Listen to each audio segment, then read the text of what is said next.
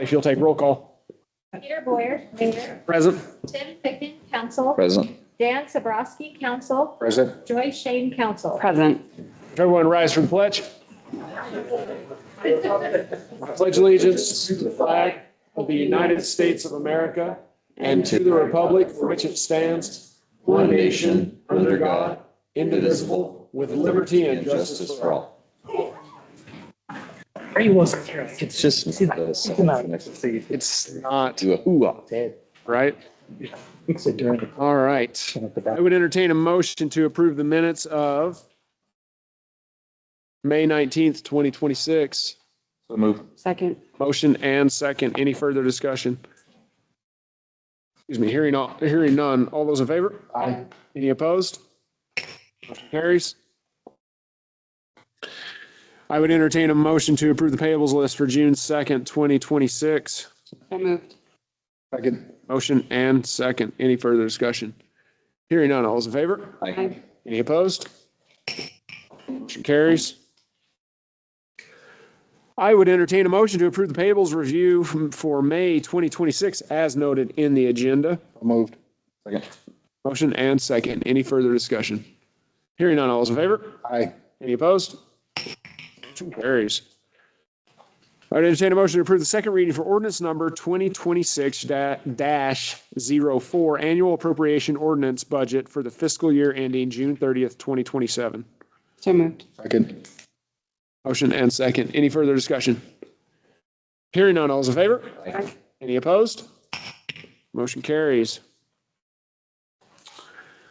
First, I would entertain a motion to approve the first reading of ordinance number 2026-05, ordinance making certain amendments to Title II.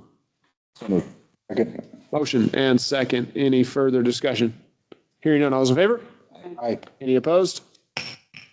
Motion carries.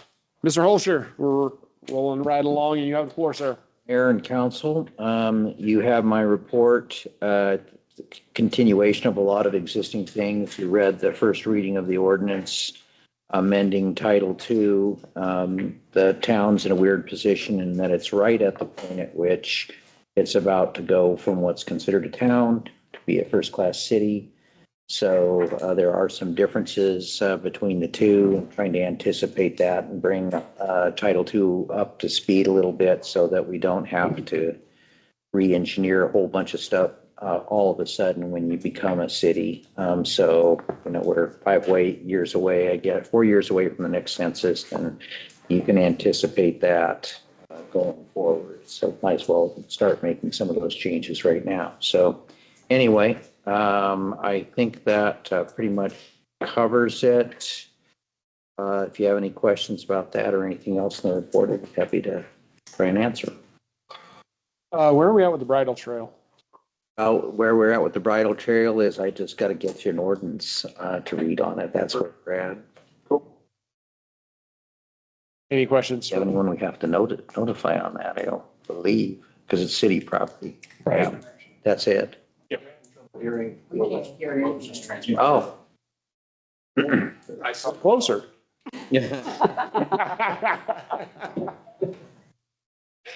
I will speak louder. Is that better? Oh, okay. I just asked about the bridle trail and he said that he'll get an ordinance to us. So do it. Transition from town to city. Oh, yeah. And the transition from city to town. So we're Preparing for it. yeah, preparing for it. We're not at that point yet, but we're getting there. So just making some changes. Needed changes. You can talk to me more about it if you want to later.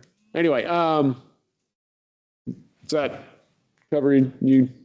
What was cool about that is from 2010 to 2020, even though the census only went up by 768 people, that's like a 30% increase.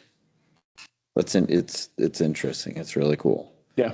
So, I mean, in that one decade, we had a third growth, that was very fast growing, but so it's Almost no way you're not actually at the 4,000 level right now. yeah.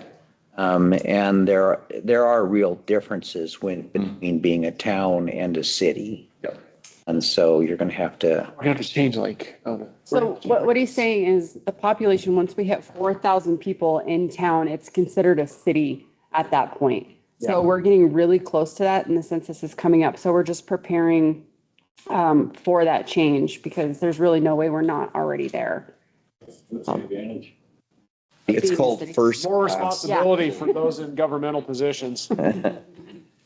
I don't know that there's an advantage, but there's more that you have to do once you hit. Auditing and stuff, and Called city Did you hear what he council said? town council. Yeah, we yeah. have to put in, There's no, this is what I said. There's no advantage. It's just more responsibility. So.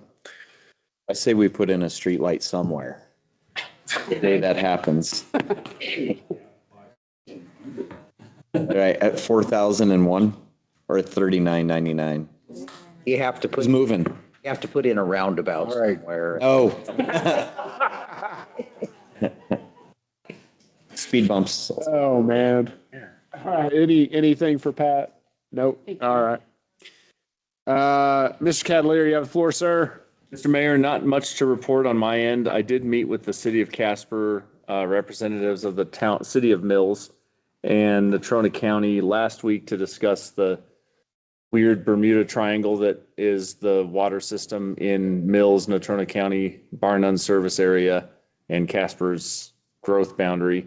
We're working towards developing a memorandum of understanding between all the different entities, since everyone's got their fingers in that, as far as like adding new users and things like that. The reason that came up is there's a subdivision being constructed just south of 71 Soil and Stone, that's within the city of Mills and within Bar None service area that Bar None can't serve completely. So Casper and Natrona County kind of have their fingers in it as well. So that would just be an MOU that basically directs any developer what steps they have to follow to make everyone's life, like Callie and Dustin and Casper, Mills, the county, everyone's life easier. So as that gets developed, we'll work with the Mills, Bar None, and Is this down by, 71 Soil and Stone, yeah, Midway. Yeah, Midway. Yeah. It's been in the works for a while. And every time it's come before Mills, they've always said, well, you need to talk to Bar None because it's Bar None water. yeah.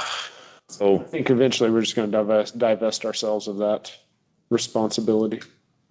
that was brought up and met with some skepticism from the city of Mills Because of a certain portion of that service area is Midwest Heights. Midwest Heights. they don't want it. Yeah. Nobody wants Nobody wants Midwest it. Heights. So Gotcha. that's something that will be, ugly, but it's all ours. will be coming up at some point. Because they are not within Mills growth bound. They're within Mills growth boundary, but they're not within the annexed area of Mills. Right. And it's unimproved roads. Yeah, I've been down there. Yeah. It's, There's just a lot for somebody to bite off and take over. they shoot tracers out of their guns at night, so it's like fireworks. It's pretty cool. Thank you for that. So yeah, that MOU will be forthcoming. Okay. And it'll just work its way through legal and then to council. Okay. That's really all I have for you right now. Perfect. Any questions for Ray? Water tower. They were working on it today. Did they finish the work on the water tower yet?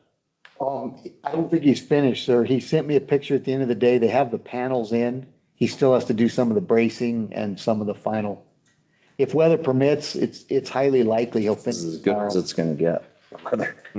Beautiful. Right, as long as the wind holds out and Okay. he's able to get up there. I would expect he'll be really close tomorrow if he doesn't finish. It's like a cameo on a TV show. Yeah, right? Everyone claps when Brad Pitt walks in. Norm. Okay. Yeah. What about the bike park? Where are we at with that? It's awesome. Cool. I haven't hurt myself yet, but I've watched just hundreds of kids down there and it's amazing. I was talking to two guys, grown men down there last night that came up from Casper with their mountain bikes and were just going crazy on it. He's working on what he's calling the Dragon's Back right now. It's this rolling, really long one down towards the end, and then he's got a little more dirt work to do.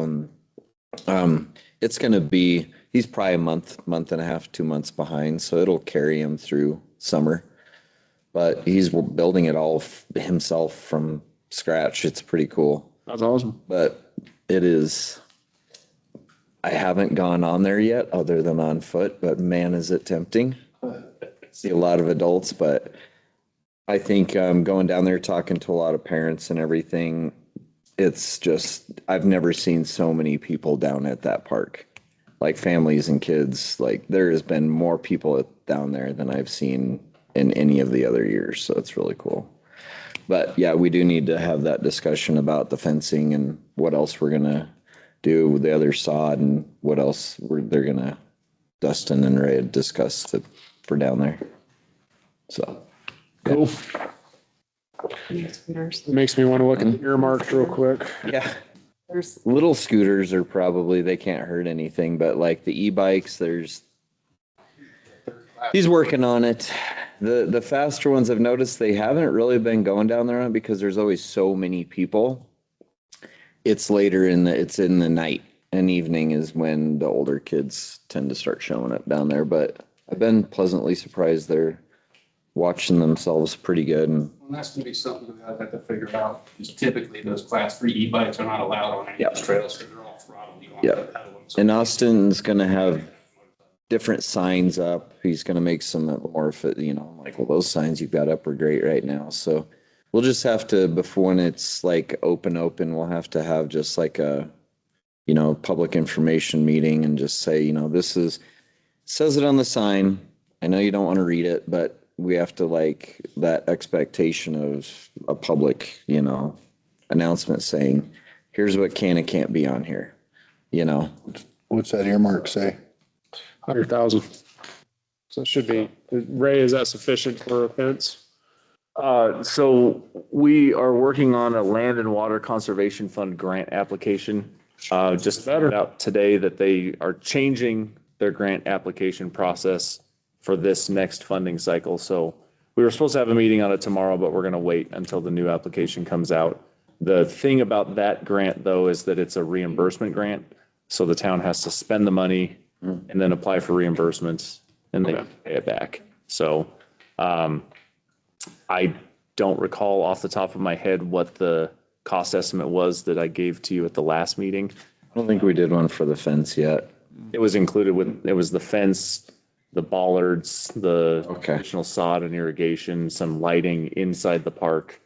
I think No, we actually got a tentative bid for that. I thought we were it talking. was no bid. It was just a conceptual cost estimate. So I think I gave that to you guys I don't remember that. Tuesday. I can't remember if we budgeted for a Wyoming Recreational Immunity Act sign down there. What's that, Pat?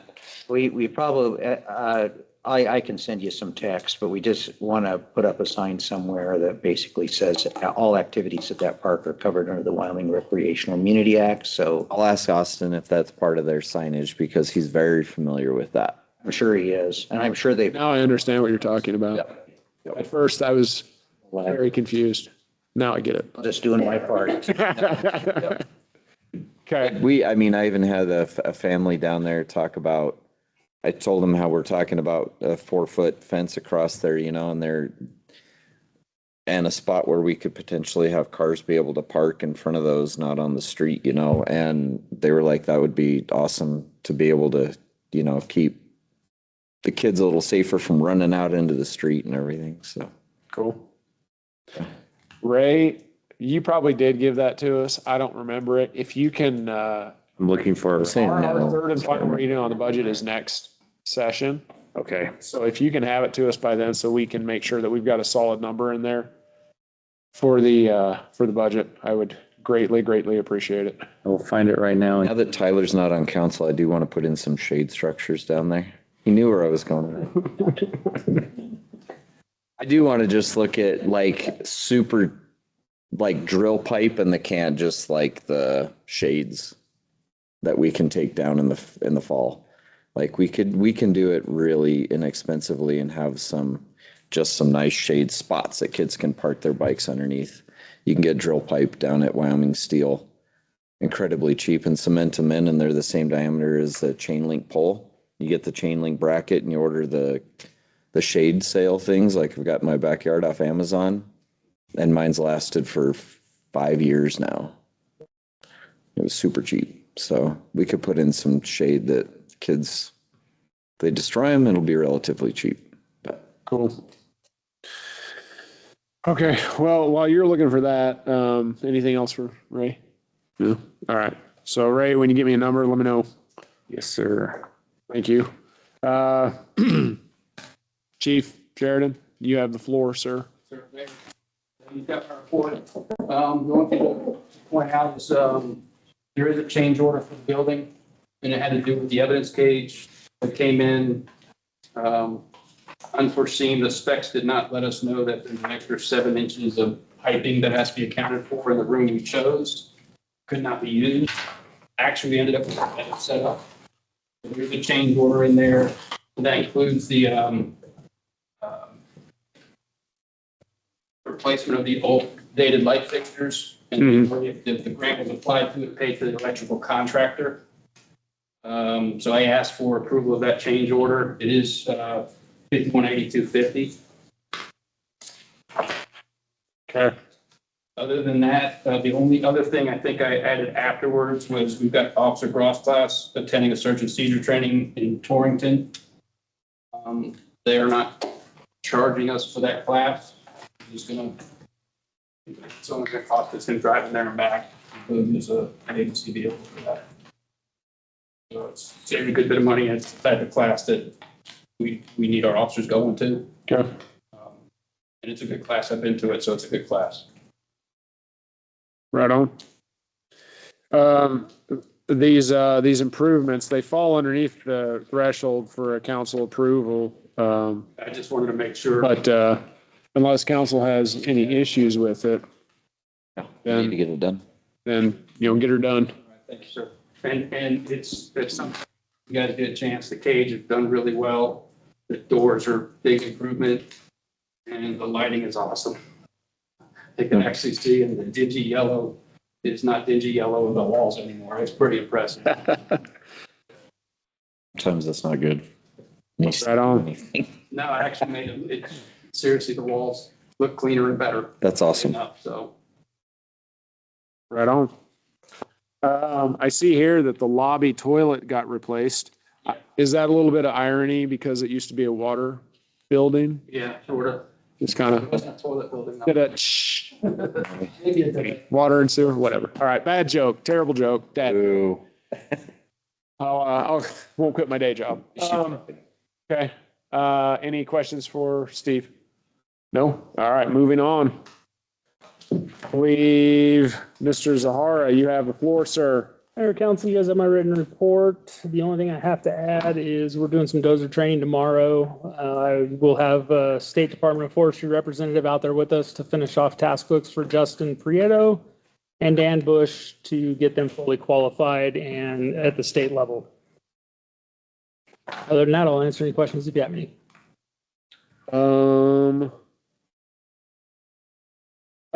We talked earlier about this. I know that there's been a lot of concerns brought up on Facebook about the recent house fire and how Mills covered down for us. And I don't know if anyone here is aware of it or if they're concerned about it, but if you wanted to elaborate a little bit. So last Thursday evening, we had a structure fire in the town.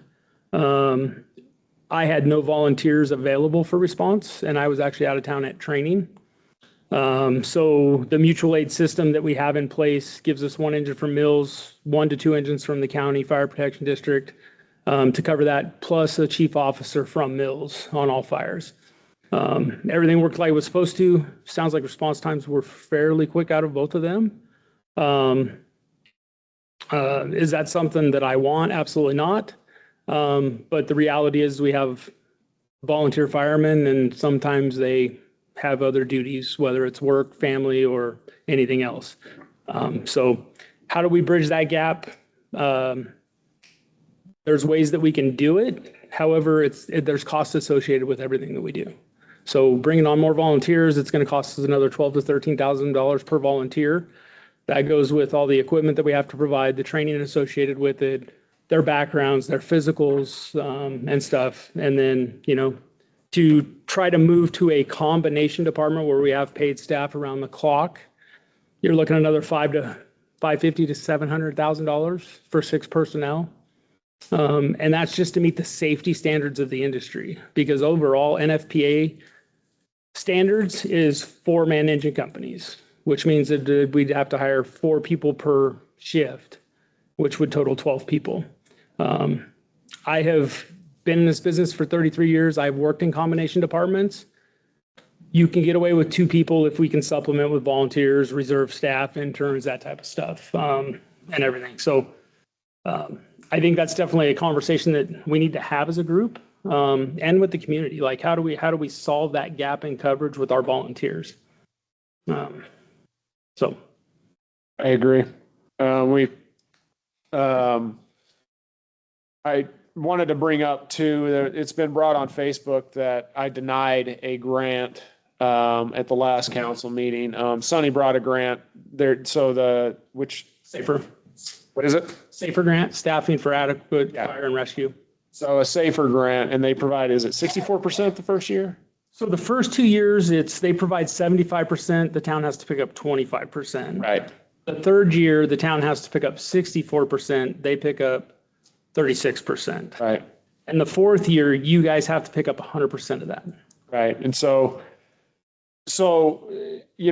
I guess I didn't elaborate on it, and so I'm going to elaborate now. The reason why next year we want to do that is because we just brought on a brand new police department. We've got a lot of costs and expenses that have gone with that. We've had changes at the fire department. We've had changes in our public works department. We've had a lot of changes, a lot of moving parts, and I kind of speak for council here, want to see where the budget comes out at, so that then we can figure out where we're going to go with the fire department. Because what we don't want to do is pick up a grant and be 3 years down the road, and then we're having to lay off the firefighters that we picked up as full-time firefighters because we can't afford it anymore. So we want to do it fiscally responsibly. And that, is that the best answer? I don't know. I think it's trying to be as fiscally responsible while keeping the town as safe as possible simultaneously. And letting all the budget line items work themselves out so that we know exactly where we're at before we make a decision like that, and bring on, at least give it a few months, because we don't know exactly where we're going to be at with the budget. There's been changes at the state level too, where they've changed the amount of the 4-cent sales tax that is going to be distributed down to the municipalities. So we're not exactly sure where we're all going to be at this next upcoming year. So when we make that transition, we want to make sure that it's permanent and sustainable. And that's kind of the thinking behind that, is that we're not going to apply for a grant that then we end up not denying, but not using, basically saying to them, oh, hey, we applied for this grant, but we're not going to use it. And then because we can't even afford it years down the road. Anyway, so that's the thinking behind that.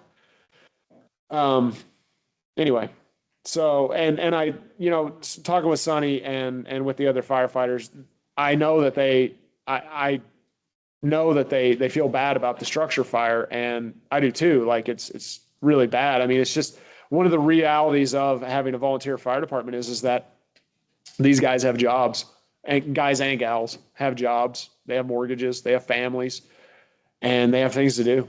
And sometimes there are those little gaps, but we've got mutual aid. And so it's just the same as if the sheriff's department assists our police department, or if the sheriff's department is busy, they've sent mills out here before to respond to calls. And that's just how mutual aid works, so that it covers down for our town whenever, if we're not available. And we would do the same for them if we were available and they weren't. So that's just how it works. And it's worked for a long time. And the response time maybe is a little bit longer, obviously a little bit longer than if we had a full-time fire department. But, you know, that's just where we're at currently, and we're trying to work through. I mean, we've got other programs we're working on too. So anyway, not to beat a dead horse, just that's kind of where we're at with that whole situation. So, I mean, when I run numbers and stuff, the systems that I've put in place actually tracks each volunteer and how many hours they provide me every month. So over the last 2 months, they've provided me almost 1,900 hours of volunteer service at the department. Sometimes they run calls, sometimes they don't. And that's on top of their full-time jobs. That's on top of their families and stuff. So I don't want there to ever be a gap in coverage, but how do we fix those small gaps that we've had? Because when you look at other fires that we've responded to, we'll take the Sandpiper fire first vegetation fire of the season in Trona County. I had 4 pieces of apparatus out there, 7 personnel, and I still had 8 personnel covering the station.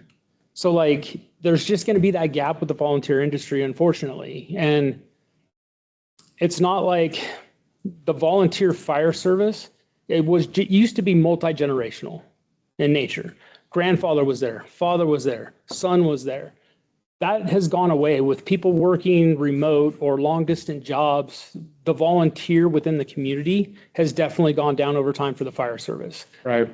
There's a few places in the US that we still see those multi-generational fire departments, but they're all on the East Coast. When you look at like Maryland, Pennsylvania, like they still have 40 to 60 people on their department. And of course, they're all multi-generational. I don't think there's any volunteer fire department in the US that can say they don't have a small gap in service at any point. Because you never know what somebody's doing. Right. Or when someone's going to. And unfortunately, I can't, if I start dictating schedules, now they become employees. Right. And there's no way that we can afford that in the town budget either right now. Well, and look,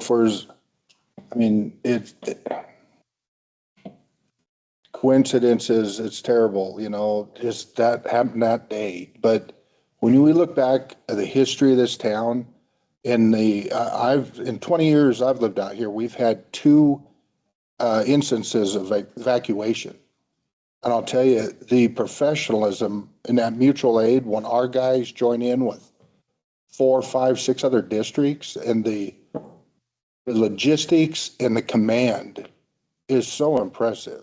The good over the years that we've had a volunteer fire department really dwarfs that one incident. And they still made it there. They got it put out, but I don't know if the time difference would have saved the pups. That's the hard part, seeing those pups go. But man, we've got a top-notch volunteer fire department. We're lucky to have them. I mean, we have a lot of quality people in the fire department, and I enjoy that. We have people that truly want to be there, and they want to make a difference to this community. And I appreciate everything they give me. I sent emails out to the chiefs of all 3 departments. So Casper Fire actually sent their investigator out in my absence. And so he did the primary investigation on it as well. So send emails to Casper, leadership, Mills, and Natrona County, thanking them for their assistance that evening. I'll take a little responsibility because I didn't check the schedule to see if anybody was available that evening before I went to training. But honestly, even at that, it's not going to make a difference. If people aren't available, people aren't available. Yeah, one guy is not going to be able to cover it. No. I think the crux of it, the big thing is the belief from some members is we should have taken the money for the PD and supplemented the fire department. That's going to be the discussion. And I think that's the rub for this town is we're at a point where the building of both is difficult, but we're well beyond that. And it's tough to articulate because there's going to be gaps for us. I'm one person right now. I've got another part-timer who's a firefighter. trying to get that information to the community to say, this is part of the building process. It doesn't happen overnight. But it's where the town is. I mean, we just heard we're on the cusp and probably already there legitimately of being closer to 4,000 people. And we waited till now to make these steps. So putting it out there, because it's my department that people are questioning, and I understand that. So I mean, that's going to be their question they have, and that's the question we better be prepared to answer why. And the reality of it is, the same thing's going to happen when we have that violent domestic or an active shooter. They're going to want to know why we don't have a police department or why we weren't out. I mean, because it's a building process. The SO showing up, that's what they're there for. And this is the issue with a growing community. We are at that cusp, and it's painful. So we've got to be prepared. I've got to be prepared to hopefully help us understand what that process looks like and why we made the decision to start a police department based on what we know. And unfortunately, a lot of it, if there's active investigations, I can't say anything. I can just tell you, we are overdue, but we're ahead of it rather than saying, oh my God, we've got this huge crowd problem. Now let's start it. And we can't have the care we're having now to set this up as best we can. So it's the catch-22. There's no good answer. It's part of the growing pains, and that's what we've got to figure out. How do we as a community understand that, come together, and help us work through that rather than tear it down? Because again, it's a tragedy. Nobody likes it. Nobody likes it. On Sunny, And go ahead. just one quick, and not to open an old wound, but we need to be open in the future. And hopefully if we get an opportunity for another large scale project that doesn't come with spent nuclear fuel, the impact fees off a project that size would have gave us a full-time paid fire department, and so we're at that transition from a town to a city, and our first responders are expensive, and that's a big jump trying to get to a full-time fire department. Way more expensive than a police department. No offense, Sonny. No, I mean, I agree. I mean, I've been in this industry for 33 years. I mean, both of our agencies are historically a drain on every community because all we do is take money, but we never give back, right? And the police department has minimalistic ways of gaining funding. Steve is not that guy. He doesn't want to go that route if he doesn't have to where he's issuing citations. Unfortunately for me, I've been doing this long enough. I know how to find revenue. So, is it enough to actually make a paid department? Not right now, no. Like in a few years, hopefully we can get there. But the discussion from me, from the council, from the community members is like, we need to figure out how we're going to fill gaps. And the only way that we do that is by people actually stepping up and volunteering their time for the community. We've always had a volunteer fire department. Yeah. Right. And out of 18 staff, 5 of them live in the town of Barnett. And I'm assuming that there's gaps. This isn't the first time that there ever hasn't been. It just, the timing was horrible on this. And we have these mutual aids with these other areas. You respond to brush fires in other counties. Mm-hmm. You respond to things in other cities. Everyone helps each other out. In this instance, we expected to see Mills respond to it. That wasn't a shocking thing. Like Barnum wasn't available, so Mills came out. You expected, because Mills was notified, their chief was the go-to. That wasn't an unexpected thing to see, but for the community it was, because they don't know the ins and outs of it. So I think what, the comments Peter made online about explaining that was a great way of explaining it. And I'm glad he asked you to kind of reiterate that tonight, because that wasn't an unexpected thing to have Mills and the county covering for us, because of the fact that we cannot cover it all the time. And that's all I got to say about that. Thank you. Cool. Thanks, man. Anything else for Sonny? Sunny. All Think right, so. moving on. Oh, don't use pencils. Dustin, talk to me. Mr. Mayor, Council, you have my report. Just a couple of things I wanted to highlight. The State Lands and Investment Board meeting for our application for funding to buy a vac truck. The meeting, well, we were moved.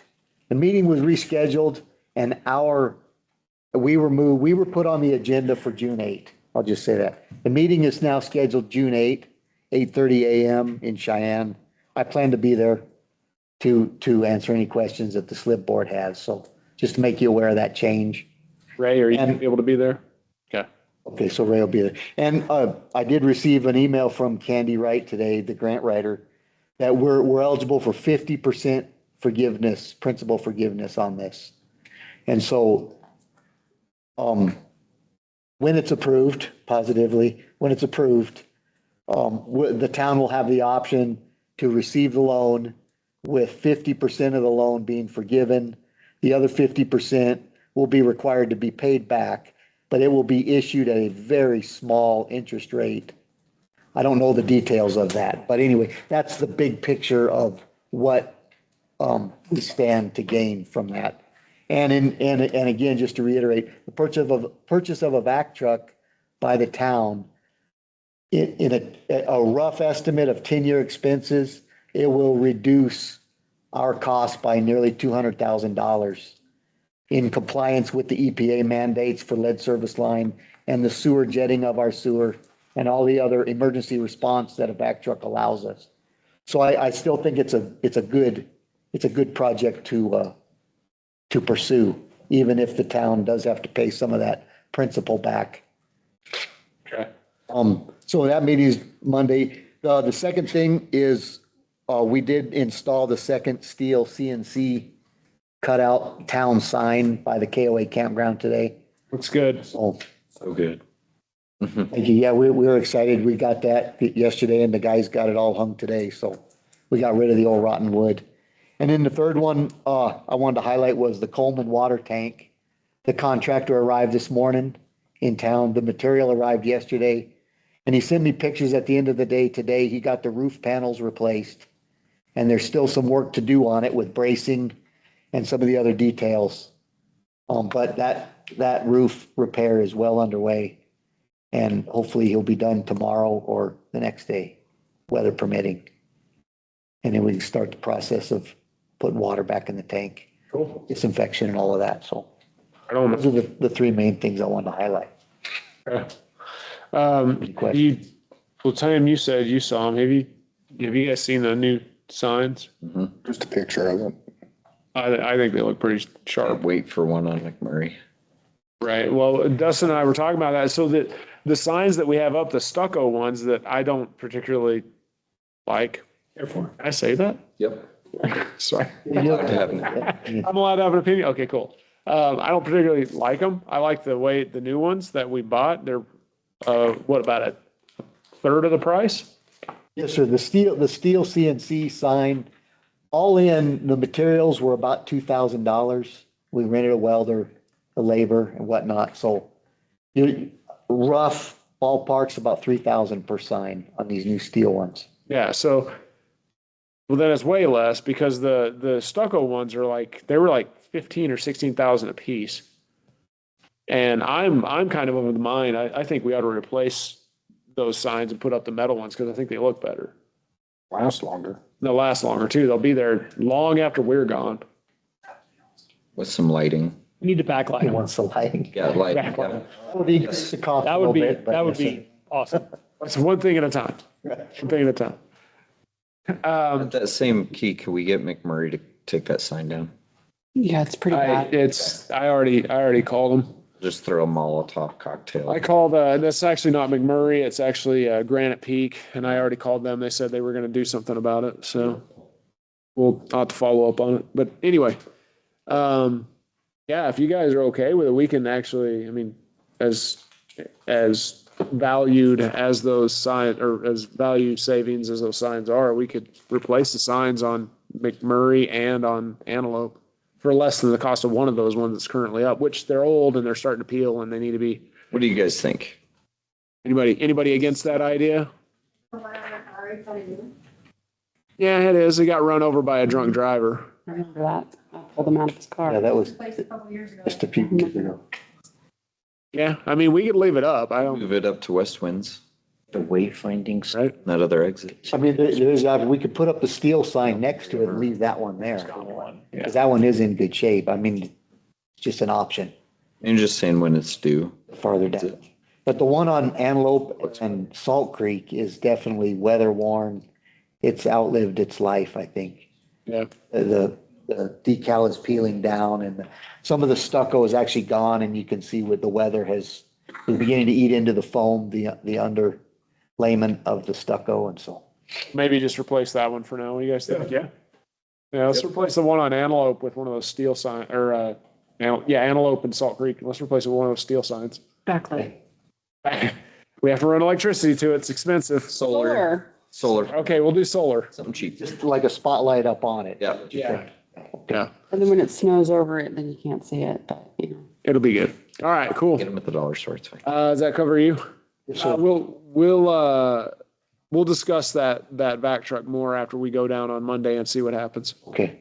So we can talk about that at the next meeting. Yes, sir. I also have a little thing I'll share with you and Dustin, just kind of the highlights of the grant application and some talking points so that you're not going in cold. Okay. So I'll share that Yes, tomorrow. Okay. please. Perfect. Anything else for Dustin? No? All right, moving on. Callie, you got anything? You have my report. The only thing outstanding to report is we're in the process of interviewing for 2 new staff members. Okay. Yep. Cool. A little short staffed at the moment. Right. Yeah, we got one that's moving and one that we had to let go, so unfortunately. Okay, I think Miss Schoolcraft over there. Tyler, You coming over from work? it's your turn, man. I invited Tyler to come tonight because he's head of the, you can come up here, man. You get special privileges. I invited Tyler because we have, I wanted to discuss the July 4th to make sure we're all lined out on that. Have we sent out our July newsletter yet? The June one? No, you just approved it tonight. So June, okay, did I say July? I meant June. So we need to, with that, I want to send out a July 4th flyer of all the stuff that we've got, what? we're also sending out the council vacancy. I know, we're gonna send them both. Be a thick envelope. It'll be fine. Okay. Just shake your head up and down. Do we have to do it this We're way? probably gonna have to hand stuff about 1,500 at least, because our machine can only handle 3. When are you gonna do that? But probably tomorrow. I have lots of videos and promos planned of all the events. Okay. I go on the back of a newsletter. Can we, There's an NPO newsletter from on the back of the newsletter. Skip that one. I'm just kidding. We'll figure it out later. Go ahead, Peter. hold on a second. Just wondering, That's the Salt Creek Corridor Study, wasn't that on the last? open house on June 11th. They sent an updated one for June. I'd rather have a word search. Can we? Gosh, freaking killing me. Can we double side the council? I mean, is that gonna be weird? Can we double side that? You know, hey, It's on fluorescent. open council vacancy. Oh, hey, man, 4th of July. 4th of July. Boom. Is that It's weird? I'll have to unfold all those. And it's already Print 'em. printed and folded. Oh, no. Killing me. Just leave the water bills out. I'm solved.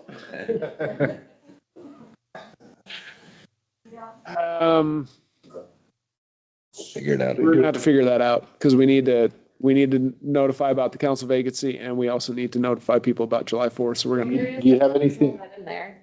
If there is a whole section about. I did. How many people read it though? You know? Do you have anything? A lot of people that don't even open their bills, so. True. Do you have anything left in your budget? I mean, For how what? much would Amby charge you to do it? Just to stuff them through with their machine. I need, I can get Come help. I'm volunteers. off tomorrow. we'll figure something help. out. We don't want to belabor the point and make people sit here and suffer with us. Tyler, hit me, man. Yeah, well, are at the only person I need to connect with, and it's just because I was on vacation, I didn't have, I got through with Chief Zahara today. I need to call you to make some plans as well, but, and I can make a post with lots of information that we can post on the Parks and Rec page. In lieu, if we're not able to figure out the solution on the stuffing of the packages. I mean, we've got pancake breakfast you guys are doing for all residents of Bar None, starting at 4th of July morning, parade. I'm not sure what I'll just shotgun a little bit. The parade, 10 to 10:30 lineup, moving it back a little bit, so we'll actually get to go down McMurray. So lining up at McMurray and Tonkawa and heading that way. The parade will start at 11, go down to Antelope Park, just the normal traditional route that we've done. 11:30 to 1:30-ish or a little later is the park party. So there'll be bounce houses, there'll be some free food, there'll be some food trucks and things of that sort, so people can hang out and enjoy the new park, which is not new now, but it sounds good. Then we have the personal fireworks, and so we've got, you're doing the, anyways, yeah, if that's what you're wanting me to do, that's the plan, is walk through. We've got plans and volunteers set up for the personal fireworks at Antelope Park.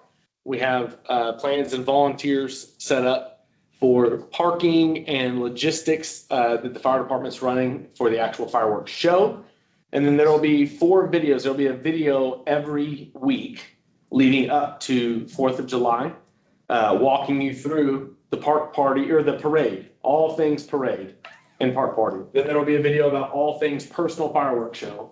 There'll be another video, all things town of Bar None fireworks show. And then finally, this is where I need you, is there'll be a video with you inviting everyone to everything. And I want us to blow something up with tannerite in the video. So I just bought a suppressor for my rifle. Okay, doing this. We're doing this. Well, where are you doing it and how much tannerite are you using? well, both of It's a those little. are undisclosed. There's We will do a legal amount on a legal area. That is, we're not.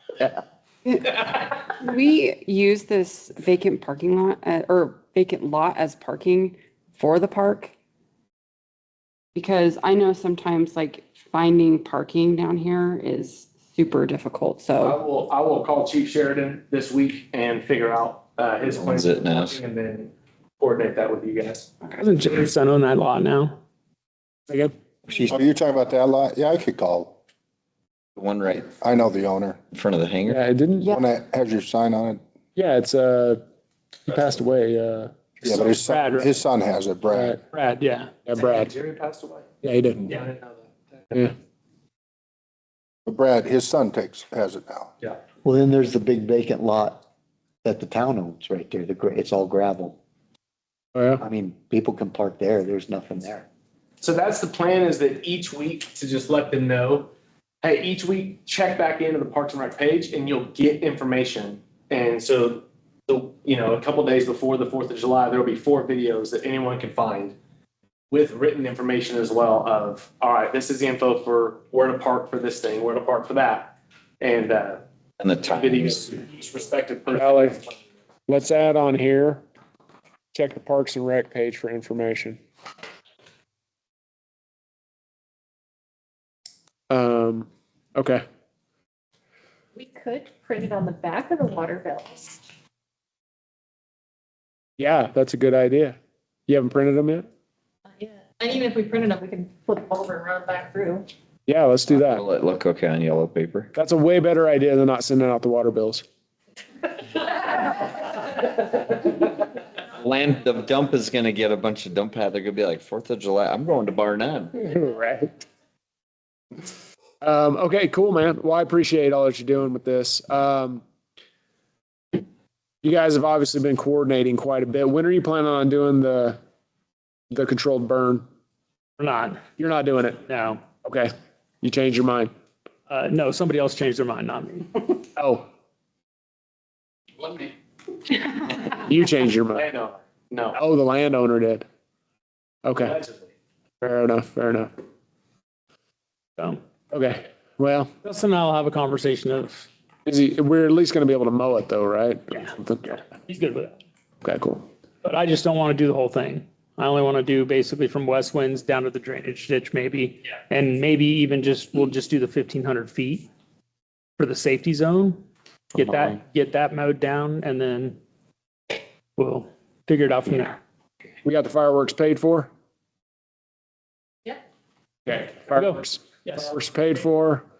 They are supposed to be, I've got to call him. They're going to drop off the racks and the mortars for storage. And then they'll drop off the fireworks a couple days before. Well, man, I'm super excited. This is gonna be awesome. This is gonna be the best fireworks show ever. Bar none. I sure hope so. How many? I'm killing it tonight, man. All right.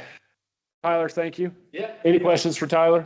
The only other thing Parks and Rec wise is Callie and Tiffany are doing an amazing job planning the garage sale logistics. So that'll be this Saturday. So it'll be a very packed bar none on Saturday because we have the best garage sale bar none. And It's this Saturday? Time, are they? it's this Saturday I'm taking Friday off. from sunlight to, Whenever. yeah, It's up to the, hunting hours. Yeah, anytime you can see outside, people will be driving dangerously down. the We'll road. just So I don't. so early we'll post we'll post the town map. after your ring doorbell. Everyone who put their address, Callie and Tiffany have been making a map of all that. And so we'll post that before the day and be ready to roll. Right on. Thank you. So, thank you. Perfect. Thanks, man. I just thought of something else. Where are we at with the annexation? Well, where we're at on the annexation is, depending upon which version of the annexation we're talking about. Because really, we have two, basically. Right. We discussed about taking the annexation in down to the intersection on both sides of the street. Right. And then we talked about going out to the interstate highway, which is, an easier annexation. So where we're at on it is we really need to determine which it is we want to do, how much we want to take in. And then if we're taking in the lots that are between Salt Creek and the interstate highway, or we want to take those in, if we want to take those in now, what we need to do is we need to approach those property owners. Okay. So we really need, kind of what we need is a decision on which route we want to take. Now, the other part of it is that we'll have to have, assuming that people want to go forward with it, we'd have to have a plat drafted so that we can do all the things that are necessary to have the public hearing and all of that. Okay. I guess what we need to do is, number one, decide which we're going to do. And number two, the one to the interstate's pretty easy if we want to do this in pieces. But we do need to delegate someone to approach the property owners. Somebody needs to do that. You talking about where Shirks is? Because that's, It's not that many people, it's not that many landowners, actually. okay. Volunteer. You what? I will volunteer. You're volunteering as tribute? I'll go talk to people. I have no problem doing that. Okay. Do you need them to sign off on? Don't if you should- please be the, They're gonna think they're in trouble. it's a bad Yeah. fire department. That looks good. Police looks. Yeah. Make him ride in my truck. Is that, Choice. do you need to get like a signature from each one or just talk to them? Well, what we would need to do, we'd want to get a signature from them so that we could. You'd do a prepared affidavit that they could say, Yeah, well, we should prepare some documents for it, but, so basically it's which we want to do. Make sense? Right. Okay. Do we need a work session over this or what do we want to do? I need a little bit of guidance on it, one way or the other. And I don't want to speak for Ray, but he might need a little bit of guidance too. 'Cause Yeah, I think like You don't want the two of us Session with- deciding It's on a what you're going to ask. Right. next Tuesday. Next Tuesday. Yeah, we could do that. As much as you. Right. Say again, Could you explain that a little? the annexation. Yeah. So, Callie, do we have a picture of the town? that you can pull up. So the town has growth boundaries. And so like we have the actual town boundaries, and I can't show you because I just have to show you in my hands right now. But so what we're talking about is annexing actually south. So the first problem that we have is that our border to the east stops at Salt Creek Highway. So we need to go further east to where the property line is with the Interstate Highway. Interstate Highway. Thank you. The existing border actually stops on the west edge of Salt Creek Highway, even though bar none owns Salt Creek So Highway. we actually own Salt Creek, but so like you have Salt Creek and our border stops at the edge. So we own Salt Creek Highway, but our border of our town stops there. So we need to annex over to make sure that it's within town boundaries. That's the first part. So that starts down at, I don't know how far north it goes actually. Where it starts to cut across. Is it? We're in Dogleg. So it's from McMurray Yep. to Antelope, that section. We need to push that to the east. And then, Right here, we're at Doglegs. there we go. Okay. So I need a pointer or something. Can you- And that one actually omits, That one doesn't Yeah, take in that Salt doesn't show Creek. Salt Creek Highway. Yeah, that's So terrible. You go There to we the go. city's GIS website. Yeah, that's actually probably a better idea. Anyway, all right. The other one is that our currently, because this is Steve Sheridan's idea, the police department is actually outside of town boundaries. So because it was a cost saving thing, it saved us literally hundreds of thousands of dollars. So we're annexing down to the south to bring it with boundaries. Does that make sense? Okay. So anyway. So do we want to do it? Is it easier or harder to do it in? the annexation of the Salt Creek Highway portion is very easy. Okay. Because- Do we need to couple it together though? Does it make it easier or does it matter? I think the more the better. I mean, I'm saying do it all at once. That's what I'm saying. Oh, Yeah. Portion to the west, you said has to be landowner instituted, correct? The thing about just taking in, if you just took in Salt Creek Highway to south to the existing city limit, that is a really easy task because it requires YDOT's cooperation. I think Ray has already approached YDOT. They're fine with that because so we're just annexing to the DOT fence. Very, very easy to do. Yeah. The thing about that is that what that achieves is taking in that road to the southern current municipal boundary. That does not bring in where the police department will be headquartered. So I don't really think it's that much more of a difficult task to go to the DOT fence and south so that we can include the police department.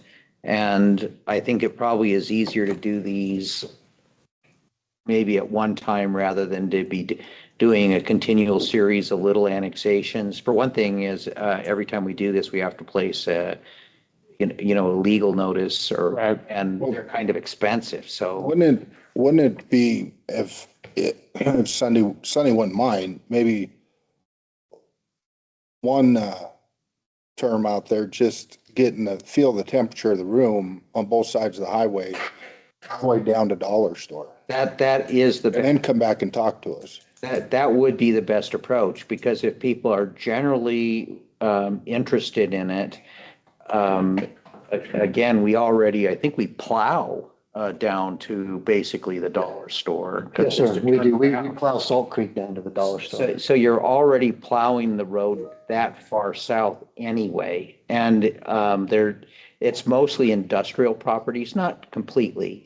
But it's mostly, and if people are interested in it, that's an easy thing to do. And I'd prefer to do one rather than more than one, but that's me. Let's do this then. I think that we at least need to have a 30-minute discussion on this at the next council session, whoever's idea that was, good job.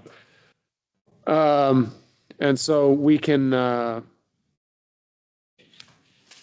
next Tuesday, we'll meet up here at 6:30 and we'll hammer out exactly how far south we want to go. Because obviously we want to go full, all the way to the border east. So We need Next to, town council or You next? want to do it on the 6th, So next Tuesday, I'll have Mills, and I would like to be present at this. I could send Liz to this, but I'd Well, if we like to did be it- present at this. If we did it the next town. 2 weeks. council, Oh, 2 weeks, yeah. If Sonny just went out there and just took the temperature of the room down to dollar store, in 2 weeks, you could probably hit most of them, huh?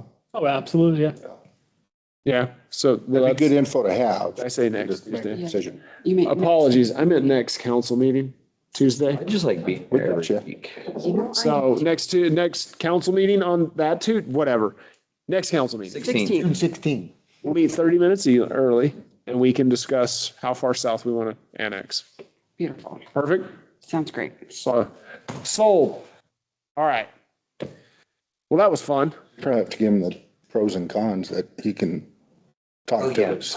Yeah, I'll about go ahead and coordinate with Sunny on it, what the advantages are. And there's really no disadvantages, actually, for those landowners. I mean, it's to their, Wouldn't think so. to their long-range advantage. Yeah. Okay, well, open it up for petitions and public comment. If anyone has any petitions or public comment. Going once? Going twice? No one? Even twice? Sold? Sold.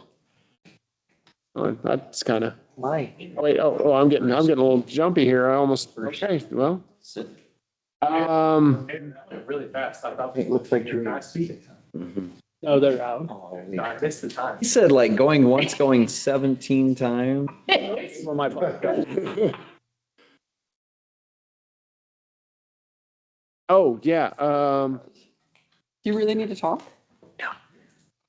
do you actually need to talk? Trust me, you can't get them off the phone when. Got 3 minutes.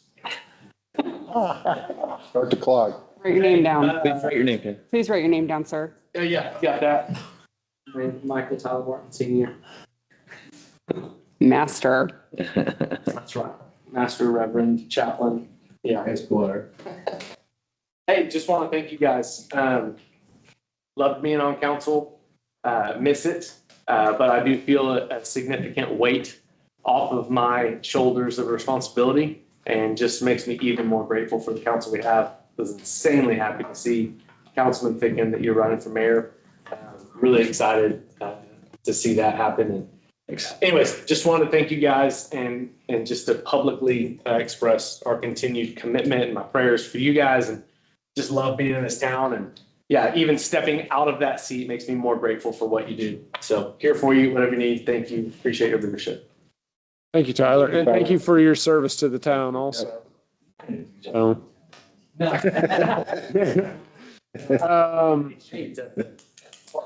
next Tuesday?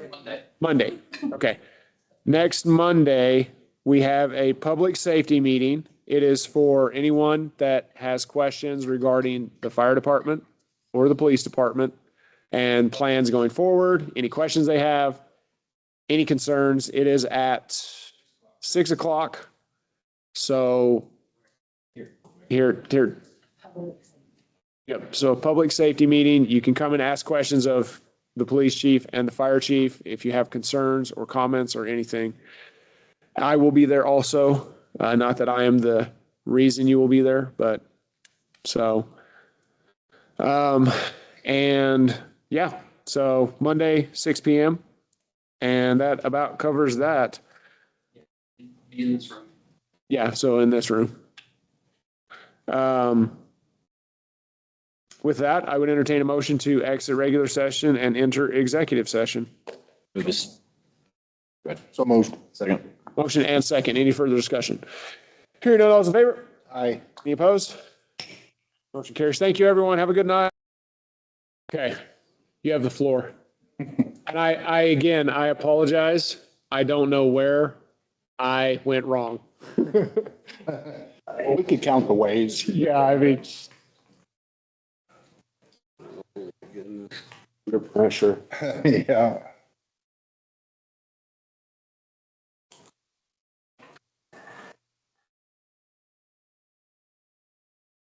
See, this is when you say take one and pass it on and make it our problem.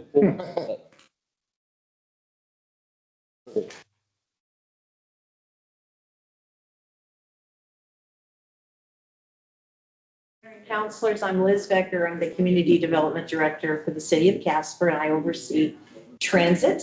With me today is our transit manager, Vern Tysted, so you will hear from Vern here in a minute. But we wanted to kind of give you your annual update about how transit is operated within Bar None since we met with you all a year ago. You'd asked us to get a little bit of an earlier jump on any budgetary needs, and I know we had trouble getting onto the agenda, but I had quickly sent a note to the mayor and to Councilor Ficken that nothing had changed as far as what the budget was last year. So we'll talk through that here in a minute. But we put together just an agenda that we wanted to step through briefly to let you see some of the highlights over the past year. And starting off with, we celebrated 5 years of Casper Area Transit on May 8th. And we had a celebration at the transit facility. The second page in your packets, the press release that we put together that was just a recap for the community on what we've done over the past 5 years.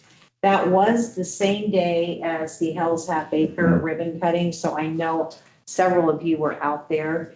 But we had wanted to ensure that we did have representation from all of the municipalities. And we had also invited FTA and DOT to join us as our funding partners. So that was again on the 8th, and you're welcome to review that press release at your leisure. Second bullet point on this agenda, I wanted to reiterate the relationship that transit shares with the Metropolitan Planning Organization.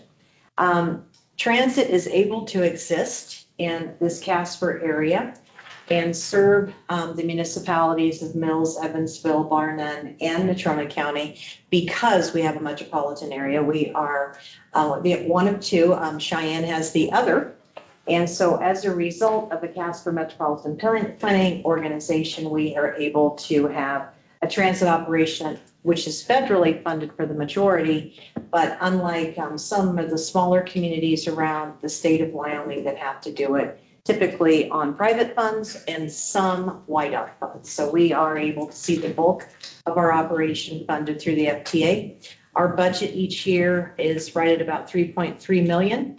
We get about 1.8, 1.9 from the feds, FTA, and then we also supplement them with 300,000 from WIDOT, and then we have our municipal partners.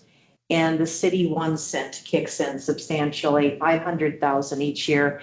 And then we also utilize the transfers in to cover the balance of what that budget makes up. Payroll is, as you would guess, our largest expense. We were able to keep our payroll for our drivers right now. We are at $22.21 an hour. That's what we were a year ago. We have not seen any increases in our pay for the city of Casper staff. So we've kept everything equal, and you'll see that here in a minute when we get into the calculation. We are pleased that Ray Catalier serves on our technical MPO committee as city engineer for Bar None. He is an outstanding representative for you all. And most recently with the Salt Creek study, again, being able to get that on the docket to be paid for federally with the MPO funds is a very good benefit for your growing community. And then right now we have another study going on that will impact you a little bit, and Vern will talk about that in a minute.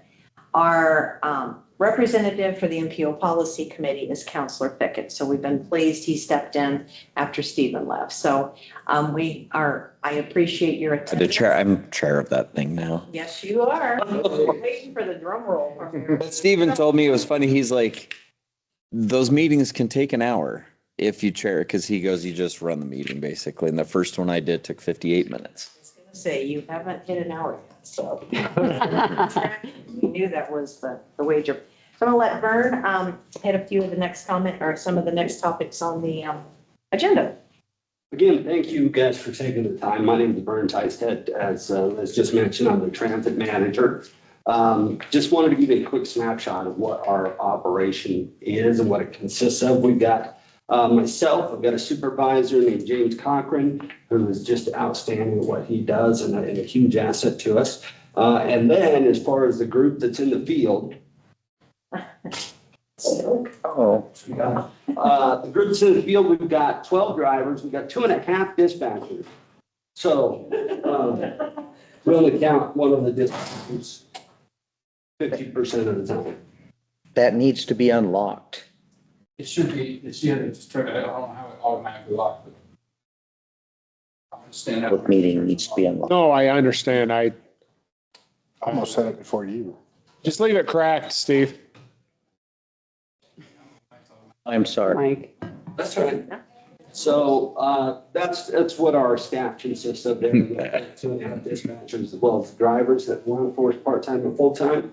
Our annual ridership for all of the Casper area is roughly about 160,000. 112 of that comes from the link services, which just go through specific routes in Casper as well as Evansville and Mills. And then our assist, which is what Bar None utilizes quite a bit. We've got about nearly 50,000 riders last year. And the assist is a door-to-door service where we go pick them up at the door, get them on board the bus, and then drop them off at the door of where they're going. Did that replace Catsy? Remember Catsy? Yes. Is that the same kind of thing? Yeah. The city of Casper has completely replaced CATSI in the operation of the buses. So it's not that replaced CATSI, is that Casper did in its entirety. Yeah, most metropolitan areas have this assist, which is the door-to-door. A lot of it's used in the paratransit realm. I have numbers breaking out what all the riders are, and the majority of assist riders are either non-ambulatory or in a wheelchair of some kind. So they use it for all kinds of stuff like that. How's the fuel cost doing? Are you Oh, yeah. hurting right now? Oh, fuel's going down, right? I mean, obviously that costs. Mr. Optimism. Quite a bit. And part of what we try to do is be more efficient with the routes we're running so that we can try to mitigate some of those fuel costs, but some of them are unavoidable. So we just kind of have to dig in and go for it. So I will turn it back over to Liz. Getting into the budget aspect, we did attach in this packet the draft version of the contract that we will be sending to the city attorney after the meeting this evening, the discussion that you all have for questions for us. I highlighted the key components of this draft. Again, we do operate on the bottom of page 1 of 27, the assist transportation system. And that system's been around since 1982. Casper does look, as Vern said, at servicing the elderly and disabled with that priority with the assist service. The top of page 2, I've highlighted our hours of operation that we serve your community. Again, Monday through Friday, as well as Saturday for a shortened timeframe.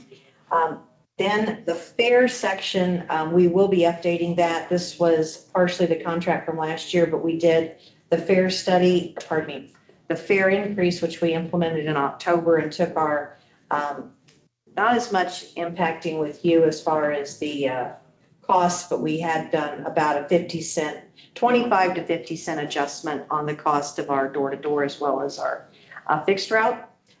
Performance, again, the contract that we're proposing is from July 1st of this year to the 30th of June of 2027, so for 1 year. The top of page 3, I highlighted what the rate would be, and we'll get through that here in a minute, the 5,024, and we typically invoice it annually.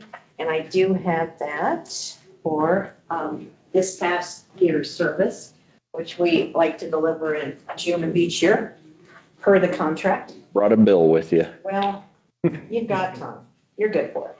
What I wanted to do was to turn to the last couple of pages to look through the calculation for the invoice. The very last page is in fact what we stepped through together last year and went through the calculations on how we got to the $5,032.47, which is the invoice I just presented. Now we turn to Exhibit A for this year. And that fee went down $8. So as you all go into your budget, we are proposing a savings for you all for $1,000. I know, I said it was gonna match, but what we looked at, the cost per mile, the calculations again across the top of Exhibit A. We look at, on the cost per mile for the assist at $8.14. That includes our driver fee, fuel, and maintenance of the assist buses. And so we get kind of a rolling average on the assist vehicles only, because again, they're usually the 14 to 16 seat passenger buses. So we get that through our fleet division. We've looked at what your average rides are per month, and bar none at 47. Again, calculated that on average miles per month. And then we've looked at the annual miles in the town of Bar None. And again, the cost of what that entails at the $8.14 times that annual mileage. On the annual cost of $43,687 for this upcoming year is what we're forecasting. The FTA grant again pays 50%, and that is 5307 major grant that we receive. And then it really reduces that fee down to the match cost of the municipality, as we are fortunate that we always apply for 5311 operating assistance through YDOT, and that match comes in at 77%, which further reduces the amount that a municipality would have to pay for transit. And again, down to the match cost, and off of that, then we see the 23% contribution that we are asking the town of Bar None, which is $5,024 this year instead of the $5,032. So that's a little bit of the overview of what the budget is, and the contract again that we'll be providing. I did highlight again back to the main page of the agenda, the terms of service, the time of performance, and then the compensation date as well as the amount. Questions on the money part of it? Is that what we plugged in on our, for next year? No, I was gonna actually ask you about that, is that the cost according to years past has doubled. Is there particularly a reason why? Yes, so last year when we came forward and met with you all, we had been looking at about 1,200, but we hadn't raised those rates for 3 years. The first year of COVID that we took over, everything was paid for with the CARES funding. We were able to carry some of that savings into the second year of operation. And then this third year, we started, the third year of operation with us, we kept you all at 1,200, but we started to look really at what our costs were. We had taken our drivers up from, we weren't able to keep drivers. We were paying them at the time about $16 an hour. We took them up to 22 to be competitive with the market, and had done a wage study on all that. So we saw the increase in our salaries a year ago. And then of course, with the fuel and the maintenance that we had really just kept steady and not seen a change in the first 3 years of operation. So it did hit with that 1,200 up to the 5,000 last year. Right, okay. And then this year we went back with the same, kind of held everything steady with the cost of service. You know, fuels waffled back and forth. We were really under budget for what we had anticipated until obviously March. So we've kind of kept a little bit of cushion in there. So we were able to keep the $8.14 steady for this upcoming year or going into July 1st year, fiscal year 27. So that's the history. And when we first were looking at the rates, I really tried the year that we assumed operations to try to truly match what CATC had been doing while we got a feel of what our costs were going to be.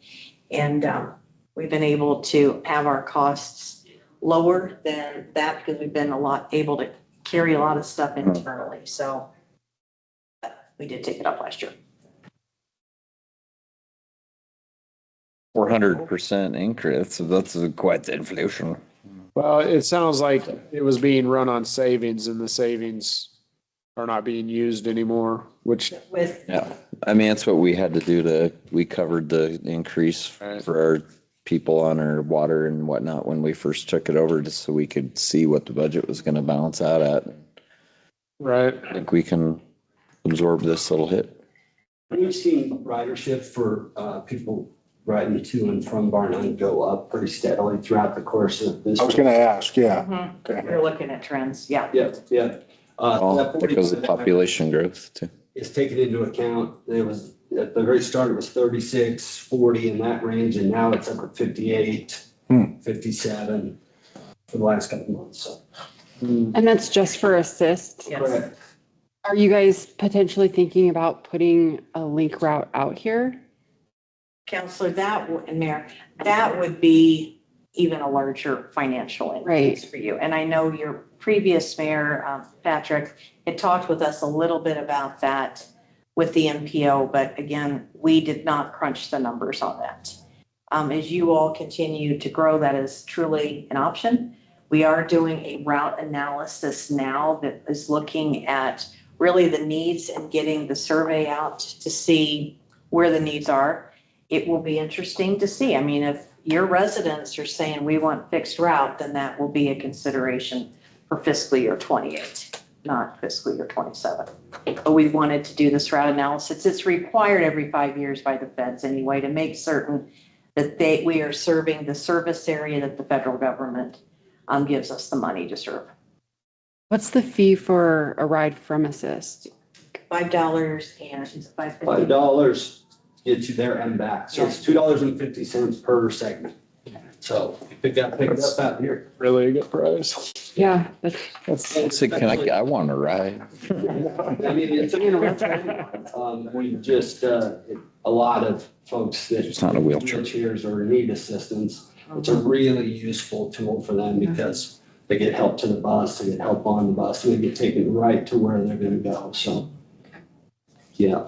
The real question is, when do we get light speed rail from here to Casper? Yeah, that's actually page 6. Page 6. A couple of things that we're doing, I mentioned the route analysis. I just want to point you guys out, and please feel free to share. There's a QR code on the website. We've got a town hall meeting coming up next week. No, it's Thursday.